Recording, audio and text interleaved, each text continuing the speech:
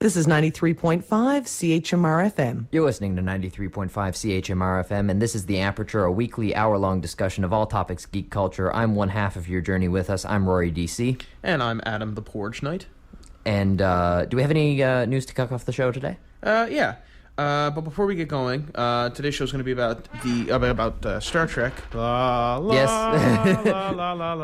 It was probably about because there's so much with Star Trek. There's a ton of content. Yeah, so I think today's probably going to focus on the J.J. Abrams movies. Yeah, absolutely. Because we've both seen them. Because I was, of course, a little late on the uptake and going to see the film. Yeah. And we obviously both saw the 2009 Star Trek. Yeah.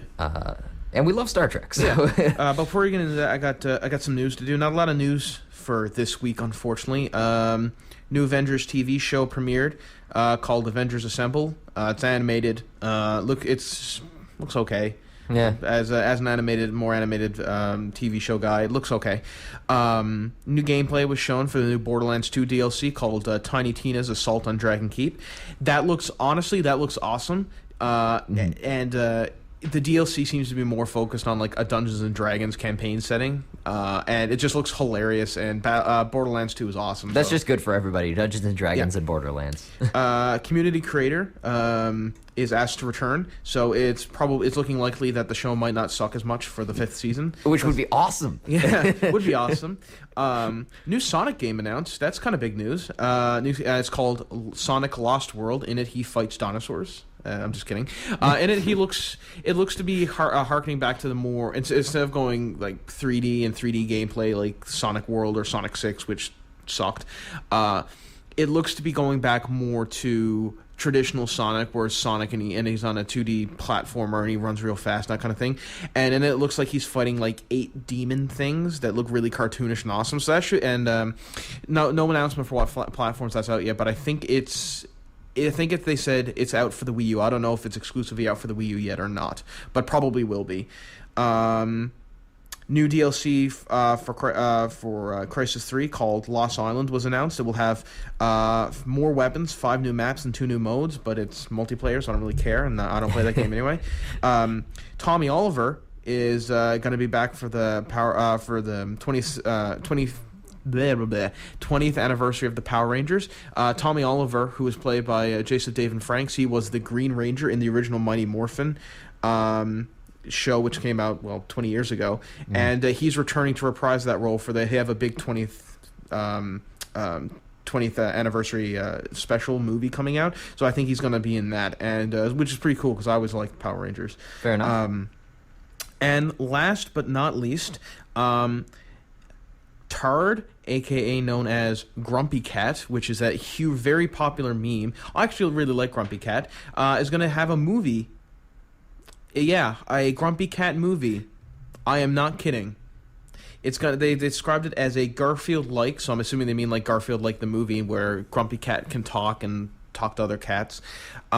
This could potentially be a funny movie if they handle it right. Like if Grumpy Cat is like if Grumpy Cat has like some sort of comedic foil and he's like Squidward. Yeah. I saw a movie about a cat once. It was awful. Was it Garfield? No, that was a joke because that's the Grumpy Cat meme. Right. It's I was happy once. It was awful. Although there have been a lot of movies that featured grumpy cats, noticeably Garfield and Stuart Little. Yes. Does anyone else remember Stuart Little? Yeah, no, there was a sequel to that. Was it good? Well, it couldn't have been good, right? I actually kind of like the first one. The first one was awesome. Yeah. But the second one, that couldn't have been good.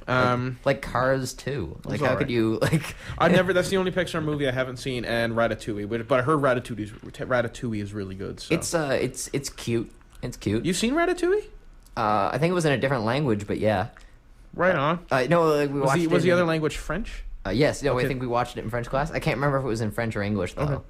Okay. You are thinking about the one where the mice. It's a mouse and he's in a kitchen. Yeah. Okay. You're thinking of the right one. Okay. That's what happens. All right. That's all that happens. Oh God, I had something to say and I don't remember what it was. So we're just gonna skip on ahead to the Star Trek movies. Oh yeah, no, I know what it was. No, the Grumpy Cat thing is interesting because occasionally they'll make a movie about something that has no plot to begin with, and sometimes it's good and sometimes it sucks. Yeah. Right? Like sometimes it's great, like Pirates of the Caribbean, the movie based on the theme park ride. Yeah. Was awesome. Yeah. But then when they did like Transformers 2, like they forgot, like the people who wrote that movie totally forgot that when you make a movie based on something without a plot, you actually have to insert plot. Yeah. Like, which is strange, because I would actually argue that Transformers has had very serious plot. Just in the TV shows, there have been. Oh, in the television shows, absolutely, yeah. But the movie appears to be based on the action figure. Yeah, no, I was going to say a better example of that is Battleship. Battleship. Oh, wow. Yeah. No kidding. A board game with somehow the movie had less plot and worse acting than the board game, than the electronic board game. Yeah, you and your friends saying B5 missed was somehow more convincing. Yeah. No, my friend was he's a good actor. I really felt the drama in his performance when he said B4 hit. Yeah. Oh no. You sunk my battleship. And then tables were flipped. God, that game's sure the kids in the commercial for that on like YTV had better acting than that movie. Oh god. I remember when the kid would be like, he's like, B4, I sunk your battleship, and it was like it made the kid's day, and he went home and he was like, Mom, I sunk my friend's battleship, and he's like, you're still worthless and I hate you. It was like, oh. He was so happy about the battleship thing. Like, that's amazing. I seem to like recall that there must have been a time in my life that I was that joyous about such trivial things as Battleship. Now you're joyous about such trivial things as Star Trek. So yeah, exactly. Yeah, so I guess I've been promoted. Yeah. But now Star it's Trek. Battleships in space. So we'll start with Star Trek 2009 in the spirit of making our listeners wait to talk about Into Darkness.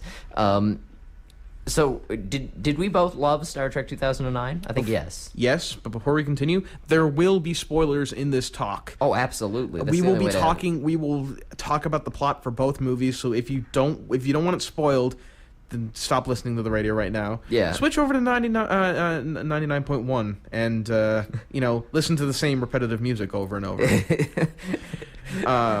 If we didn't get fired last week, we got much more of a shot at it this week. Yeah.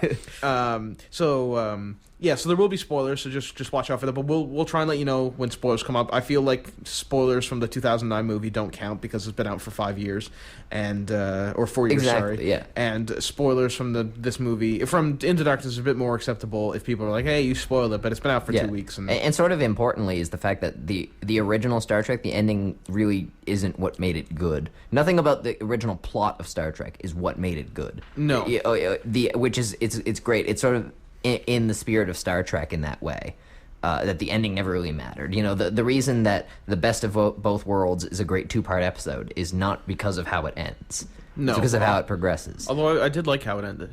Oh yeah, it was great. What's the quote from Firefly? How come you're not worried where you're going? Because how you get there is the worthier part. And they were canceled, so really how they where they were going didn't matter. They were going, they were going into the trash. Oh God. But we both love Star Trek 2009. Yeah. Did we both? I really loved Eric Bana as Nero in Star Trek 2009. I like Eric Bana. I thought that he portrayed Nero to the best of his ability. Right. But Nero is kind of a one-note villain. He is. Yeah. Star Trek is harder than Star Wars because Star Wars has always had great villains. Yeah. Darth Maul, he's a cool villain.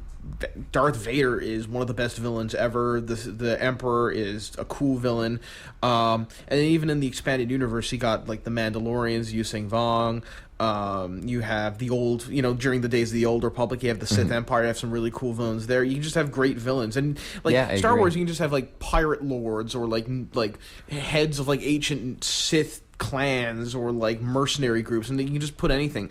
But Star Trek, where Star Trek is more based on diplomacy and philosophy and scientific exploration, it's hard to have villains there. And a lot of times they don't have villains at all in a lot of the TV episodes. Exactly. And it works fine. But when you have a movie, it's kind of expected that you have a villain. Because every time you have villains, in Star Trek, they have to have something to say. They have to have an agenda. Yeah. And it can't just be destroy the Federation. Yeah. Not everybody can be the Cardassians. No, or you know what I mean? I really thought you were going to say the Kardashians, and I'm like, no, Rory. No, I get that mixed up. Though thankfully, not everybody can be the Kardashians either. I'm not gonna lie. When I was like, when the whenever that show came out, they were like, "Hey Adam, have you heard of the new show Meet the Kardashians?" I thought they said Meet the Cardassians, and I'm like, "Is that a new Star Trek show? Man, this is awesome." Little did I know. Yeah. Then you know that it was in fact terrible. The